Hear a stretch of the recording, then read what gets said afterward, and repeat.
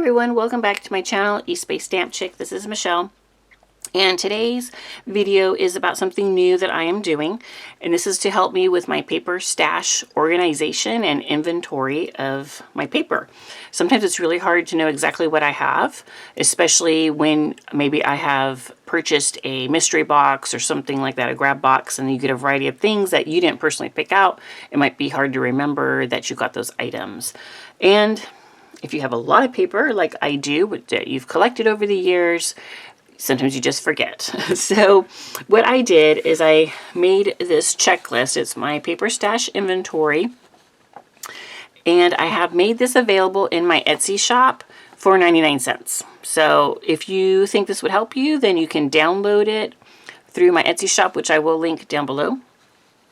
But the way I intend to use this is I'm going to use it by brand. Some people may want to use this by occasion. So you might want birthday or Christmas or fall or Halloween. I like to do mine by brand. So this is all Echo Park paper. I have 2 sheets listed here. And I can check off what size do I have, 6x6 or 12x12 for Echo Park. I did include other sizes here because other brands have other sizes.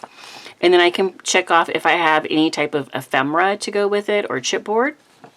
And then I have a tiny little section here for notes. Right now I have put in there if I own 2 of the same paper pad. So that, is helpful to know because honestly I didn't know that I had a couple repeats.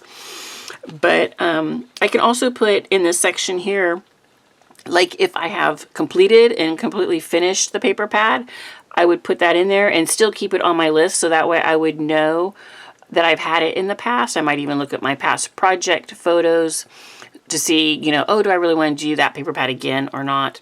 Or that it's a partial pad or, any type of little note to myself.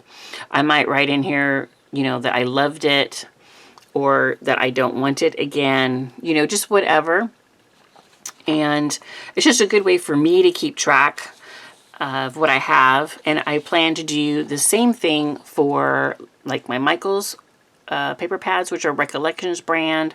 I have Hobby Lobby, which I think is Paper Studio. And I also have Miss Kate Cuttable Designs. She has paper pads. I have some of hers. So Simple Stories, I have a few there. Crate paper, I have a few. So some of them I might end up with a couple of brands if I don't own very much on the same paper. But otherwise I want to try and keep each brand on its own paper. And this will just, I think, really help me remember because like some of these things right here I got in a couple of mystery boxes I purchased, which gave me the 6x6 and the 12x12, and I got ephemera with it. So that's helpful for me to know that because this last warehouse sale for Echo Park, I got some of the ephemera and I was able to look at my list and say, okay, I don't have ephemera for these brands or these collections and it's on sale. So now's the time to get it, and that will hopefully help me to utilize my paper collection because I will have ephemera and that will make it quicker and easier to use versus stamping and die cutting, which, I'll still do some of that, but quicker projects with ephemera. So anyways, I thought I would just share this with you because I thought it was, a really great way to organize. This does come in a PDF if you were to purchase it in my Etsy shop.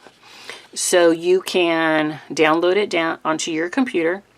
You can print it if you want to handwrite in, or if you use your Adobe Acrobat program, it will allow you to type into the sections, even though it's a PDF.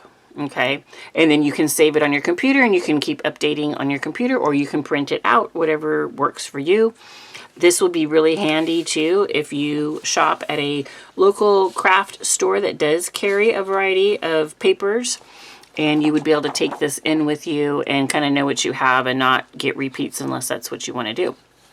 So kind of a variety of reasons to have this, but I thought too it'd just be so easy that when there's a sale, like Echo Park or scrapbook.com, when I put them at such good prices, I can easily look at this and say, oh, well, I already have it, and I don't think it's one that I want another one of, so don't order it. And, you know, that is, I think, super beneficial for me.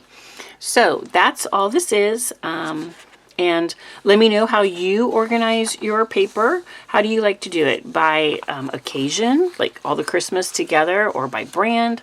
What works for you? How do you keep track of it? So would love to hear anything that helps you.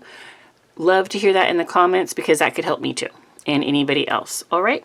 So thanks so much. And any questions about the form or it being on Etsy or anything, let me know in the comments. And thanks so much for spending some time with me today. Bye-bye.